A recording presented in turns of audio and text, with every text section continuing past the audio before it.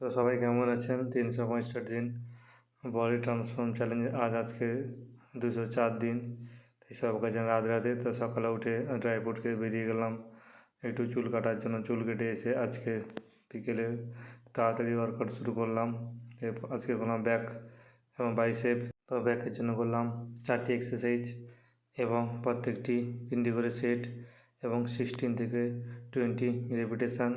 তো তারপর back workout শেষ করে করলাম বাইসেপের জন্য করলাম প্রথম ডাম্বেল কার্ল, এটি 3টি সেট 16 থেকে 20 রেপিটেশান। তারপর করলাম বারবেল কার্ল, এটিও করলাম 3টি সেট 16 থেকে 20 রেপিটেশান। তো শেষে করলাম পুশ আপ, এটি করলাম 20 পুশ আপ। তারপর শেষে স্ট্রেচিং করে আজকের মতো ওয়ার্কআউট শেষ করলাম। তারপর সন্ধ্যের সময় বন্ধুদের সঙ্গে বেরিয়ে গেলাম কাঁথি পূজা মণ্ডপ দেখতে।